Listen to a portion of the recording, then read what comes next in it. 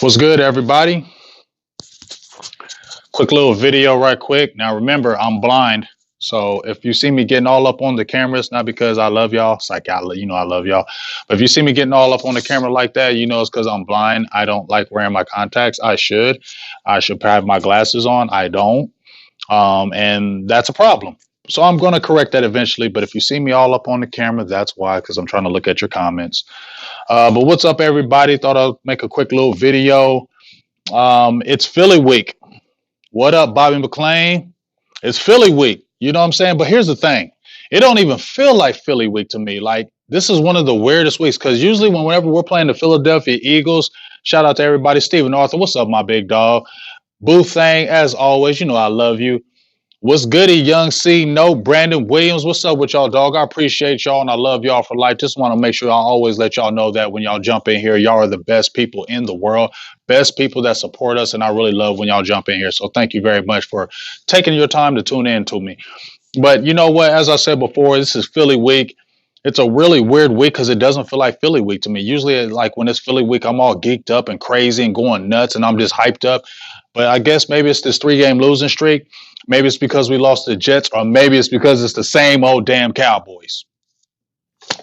Maybe that's what it is. You know what I'm saying? Maybe that's what it is. Maybe it's because it's the same old Cowboys, the up and down, the ebb and flow, the consistent inconsistency. Maybe that's why I'm not geeked up and excited. When I hear Doug Peterson talking about they guarantee a win, I heard he's backtracked. He said he didn't guarantee. But when I see him saying he's coming into Dallas, and they're going to beat us and they're going to take the NFC East lead, I'm just sitting there thinking like, yo, that's just disrespectful. What we going to do?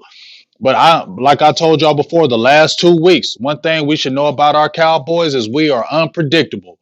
And it's hard to sit there and say, yeah, the Philadelphia Eagles, I don't give a hell about them. They're going to come to our house. We're going to whoop their ass. But the problem is we don't be believing it. We can't jump up there and jump out there and say, hey, I don't care what the Philadelphia Eagles say. We're going to whoop them. We can't believe that right now because, number one, we just got beat by the 0-4 Jets. Number two, we've seen these things happen before. But the funny thing is, we've also seen Garrett when the chips are all the way against him, when everything is all the way bad, when it looks like everything is done with him and he's about to get fired, Jason Garrett always saves himself. And that's the reason why we're still here probably with him. Because if you look at it and remember, it was 2011, 2012, and 2013. 3 straight 8-8 seasons, 3 of them. And he was about to maybe get fired. And guess what happened? He got a 12-4 season, got a 5-year extension. That's crazy because if you look at the Cowboys coaches, I think you was only getting a 3-year tenure with the Dallas Cowboys. You only got 3 years with Jerry Jones, and then he would look for somebody else. But because Jerry Jones wanted Jason Garrett to succeed so bad, and it was his handpicked choice and his boy wonder, when he got that 12-4 record, you got the big extension. So he really hadn't proved anything. He hadn't proved that he was a winner, because he didn't have winning seasons. He never proved he was a winner. So he got the big contract after one winning season. So he really didn't ever prove anything to anybody because 8-8 is average. 8-8 is kind of mediocre. So he never had consistent winning seasons to say, well, you deserve a 5-year contract. It was one winning season, 2014. He had a great year and then got the extension. You understand what I'm saying? And since then, it's been up and down, up and down. Even years, Jason Garrett's a beast. Odd years, he sucks. So guess what? It's 2019. I'm not trying to say that happens because I'm not one of those who spirit guys. But come on, man. It is what it is. But let's not make excuses. Let me see what y'all talking about right quick. Oh, yeah. Hey, happy birthday, Gambino. I don't know if I got to tell you that. Libra gang. Thanks to everybody who gave me birthday shout outs as well yesterday, too. Let me see what y'all got to say right quick. Stephen Arthur, do you see that new defensive player the Cowboys signed? Yeah, I'm going to have to actually watch tape on him. I actually posted that on the page, Big Game James page, Hamilton from Kansas City. My thing is this. I don't get excited about the players that we just pick off the streets because we don't get impact players that we pick off the streets. We just get guys that can just plug. put this guy here and maybe he can plug and maybe can do anything. He's 6'2", 315 pounds, but we still don't got that big sluggo guy, that big 330-pound guy, because he doesn't fit Marinelli's system. It's always going to be a 6'2", a 6'3", or 6'1", and he's always going to be about 305 pounds, or he's going to be 315. He's never going to be bigger than that. He's going to be agile, and he's most likely not going to be a one tech, a stuffer. He's going to be a three tech, a guy that can rush up the field, and they use that against us, these teams where we play. Not every time, but that what seems like to be the norm. You know what I mean? Brandon, you know what? I'm gonna just keep it real. The only way Jason Garrett gets fired if we lose the Phillies is like if we get annihilated. Like if it's like a 38-0 or 38-3 or 38-10. But I'm gonna be keep it real, y'all. Like for real. I mean, I want Garrett not to be not here any longer, but I'd rather see it at the end of the season. I mean, it is what it is. Do we really feel like a assistant coach? I know some people have brought up Chris Richard taking over the reins and get that be his kind of 5-game interview to see what happened. But we've seen that happen with Garrett. Garrett did good when his little six, when Wade Phillips got fired, and guess what? He got a contract right after that. Oh, there you go, Eastside Harold. There you go. You a down low Cowboys fan. I don't care what you tell me, Eastside, but I love you for life, and I appreciate you giving me a shout out on my birthday, Eastside Harold. You down low Cowboys fan, you. But we'll see. I just think Garrett will have to get annihilated for him to get fired. A 4-game losing streak. I just really don't see Jerry just really doing that right now. He doesn't really like to fire coaches mid-season. He didn't want to do it with Wade Phillips, but like I said, that was a 6-game losing streak, and that's when it came to a head. I think Jason Garrett's going to have a little more leeway than a Wade Phillips because he had no ties to Wade Phillips. He has ties to Jason Garrett. Jerry Jones does. So I just don't feel like he would just ask him in the middle of the season. I just don't see it happening. So I'm not just going to really worry about that. My thing is what team is going to really show up in in Dallas, because you got these Philadelphia Eagles coming to our house, 3-3, division championship on the line, not division championship, division first place is on the line, and we both have injuries. So injuries can't be an excuse on our end or on the end, because the injury report right now is Jason Peters is hurt for them. Fletcher Cox has an illness, although he'll probably play. Timmy Jerrigan, another defensive tackle who does make good plays, he did not practice. Deshaun Jackson, who is a Cowboy killer, he didn't practice. Darren Sproles is not practicing as well. So it's not like they're all the way healthy either. They're the walking wounded just as much as we are. You know what I'm saying? So we don't have no excuses on the injury front, although it's going to be huge if Amari Cooper doesn't play. But you're going to have to probably activate a Devin Smith, and you're going to have to roll what you got. This is where you're going to have to see where coaching comes into play. Like I said, the biggest thing, if you watched our video yesterday on the Cowboys experience with me and Law Nation, the main thing that I've been preaching right now is playing smart. I mean, you look at the last 3 weeks, we have killed ourselves. Yes, the game plan probably hasn't been the greatest. You got to play Tony Pollard. Please play Tony Pollard more, because that's why you drafted him. You said you wanted to draft Tony Pollard to give Zeke spells and don't overwork Zeke, and he's an added dimension. He's not getting no reps the last 3 weeks in the most critical games. Like when we need him the most, screen plays, screen drives, we're not seeing Tony Pollard. You feel me? So fundamentally, we got to change that up. But at the end of the day, you got to make plays and play smart. We've been beating ourselves the last 2 weeks. Now, if you're trying to play the Philadelphia Eagles, you got to play smart football, and you got to play mistake-free football. Because at the end of the day, if we don't play smart football, it's going to be a 4-game losing streak. We have killed ourselves with untimely penalties, untimely errors, mental mistakes that are just killing us. And we need to get better. And I'm going to tell you right now, everybody, I love some Dak Prescott, but he has to still get better. Even though he hasn't played bad, he's got to make these passes when they're right there. He can't wait. He can't hesitate. This is going to be a big game, and the secondary is really Ronald Darby. He's out as well. Not like he's great. But those guys right now are on the mend. Their secondary has been torched. So even if we don't have Amari Cooper, we still should be able to exploit them. And that's what the Cowboys have to do.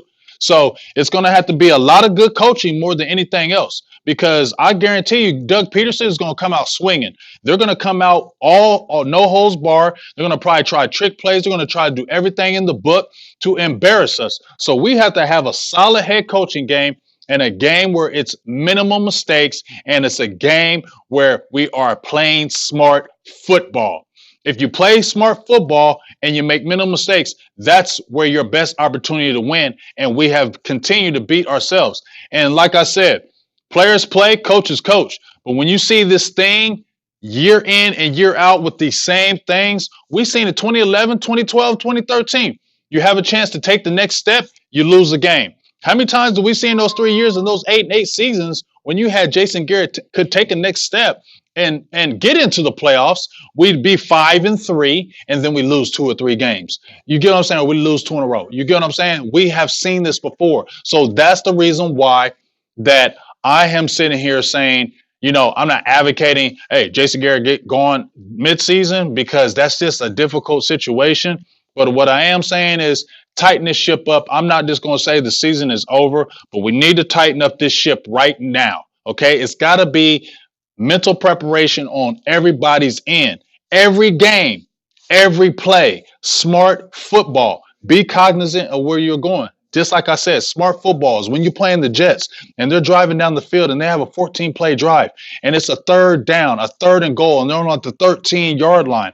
And Sam Darnold rushes out the pocket and Malik Collins horse collars him when he didn't have to. And you have Leighton Vander Esch right there. You have Jeff Heath right there in front of him. They would have stopped him at the 3-yard line, but you horse tackle him, you horse collar him, you get an untimely penalty. They get a first down, they score a touchdown. That changes the game. That's mental mistakes. That ain't on Jason Garrett, but that's on Malik Collins and mental errors. You get what I'm saying? But that's coaching to tell him you should know better not to do that. You get what I'm saying? That's where the coaching comes in because the player makes the mistake on the field, but the coach has to tell him you knew better than that. Mentally, you knew better that even in the heat of battle, you knew you didn't have to grab him because you're looking in the peripheral. And I play football. You can see even at the heat of the moment, you can see that you don't do that. You see what I'm saying? That's just not a smart move. You get what I mean? So basically, we gotta clean it up and we gotta tighten up our game and we just gotta be more explosive on the offensive end and we gotta get our playmakers in the game. And Tony Pollard has to play more. I don't care if you had to throw him out a receiver. I don't care if you have to line him up in the backfield. I'm not saying Tony Pollard is our end of all to our problems, but he's a damn good help. Okay, he's a damn good help to help bring our team the way it needs to be, especially on the offensive side. When you got Randall Cobb, who's ailing with a back injury, you got Amari Cooper, who's probably not going to play. So now you're going to be down to Tavon Austin again, probably Michael Gallup, Cedric Wilson, and probably Devin Smith will probably be active. So you have guys that are not proven on the receiving core. And then you got Witten, but he's old. You're not using Blake Jarwin. Like you got Jason Witten, was supposed to only play 20 snaps on the field, and then you got him playing like 80% of the snaps, and Blake Jarwin is not seeing no kind of work. You get what I'm saying? That's what I'm talking about. Your personnel, you got to use these guys who you have on the field. We're going back to the old ways. And when you go back to the old ways, you're not going to win those games. And when you're not going to win those games, you're going to have the same mediocre seasons. Okay? And we're tired of talking about it as media and fans about us taking this next step and believing our Cowboys are going to do it this year. And then we always see this regression. That's the problem. That's the problem, that you have a team who's talented and then there's regression. Okay? That's why we get frustrated. And the Cowboys need to step up and stop having these same things that befall them seems like every season. Mental mistakes, mental errors have to stop. And that starts with the coaching. It's this period. What up, my Cowboys family? How you doing today? I love you for life. So, like I said, man, it just seems like, Kellen Moore, he's still a rookie. So I understand, he's not, he's going against some veteran guys. He's still learning on the fly. So I'm not going to just jump on Kellen Moore. But you know what? That defense got to clean it up. You got year 2 with Chris Richard. You got Marinelli's been with us since what, 2014? So There's no really excuses on the defensive end. Injuries happen. Injuries are part of the game. Every team is injured. Every team has injuries. Every team has major injuries. But when you got good coaching, when you have those injuries, you got to coach those other guys up to make these plays. And if you're not coaching up, they may not be as talented, and that could have been wrong picks. So we'll see, man. Like I said, Cowboys just need to clean it up. That's the word for the day. Clean it up. Tighten it up. Tighten up the ship. Get guys prepared. Get these backups prepared. Get these guys who are not seeing the field as much as these regulars. Get them prepared to make work. Get these guys ready. And it should be every single game. There should be no game where you're coming out lethargic because it's only a 16-game season. And even though that seems long, it's really not. So you have to come in this game mentally prepared at all times because as you can see, any given Sunday, and we've seen that anybody can beat you at any given time. So you always have to bring your A game, and you have to understand we're the Dallas Cowboys. So every team is going to try to give you their best. And this is a rivalry game, and this is for first place. So you, as a team, have to bring your A game. Guys need to step up. Guys need to get it together. And that offensive line that was looking so dominant those first 3 weeks, need to get it together, need to clean it up. So we'll see what happens. Um, we'll see what happens. It's just I'm kind of lost for words because, like I said, it's just seems like the same old thing, man. It's just the same old thing year in and out, and it's just frustrating to see when you know you got talent and you're just doing the same old damn things. So hopefully the Cowboys will clean it up. It's do or die. If you lose this game, you're on a 4-game losing streak heading into the bye. You're 2-1 in the division. You're down below Philly. You're not in first place any longer, and that's 3 NFC losses, which is not good. And you can't, and that's another division loss. So, do or die week. What's going to happen, and what are we going to bring to the table? Okay, are we going to be the same old team where we're having mental mistakes and beating ourselves, or are we going to step up and make the right plays and make the right calls at the most opportune times for the Cowboys to be profitable and make it happen? So, with that being said, I thought I'd just jump on here right quick. About to head up out of here. I might go on live with Ill Will tonight. Skywalker Steel might be going on his page or Facebook, and we'll try to top it up more and break down some key matchups. Can't really talk about that right now because, like I said, I'm at work and I have to look at some more things for matchups. But at the end of the day, Cowboys just need to clean it up, and we need to make it happen. And it can't be no excuses. We said at the beginning of the year was a no excuse year, and already backs against the wall. And we've seen Jason Garrett. He tends to play better when the back's against the wall. So we'll see what happens on this Sunday coming up. So make sure you keep on liking, subscribing the page, our Facebook page, Silver and Blue Nation, Big Game James, as well as our YouTube page, Silver and Blue Nation, Twitter, Instagram, all those things. Continue to like and support and donate because without those donations, we can't continue to grow and get better. So we appreciate everything you guys do. And thank you for taking your time to listen to what I had to say about this do or die week. No more excuses. Cowboys need to come in there, and they need to come in there prepared, and mental mistakes can't be happening because it's do or die. Doesn't mean it's the end of the season, but it does put you in a big hole for the rest of the season coming up. So let's get it, Cowboys. Let's step our game up, and let's get a tightly coached game, and let's erase these mental mistakes. All right. And I feel you.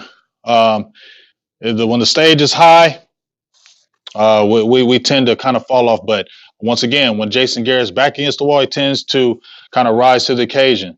So I think it's fool's gold. And if we do beat Philly, I still think it's full gold with Garrett.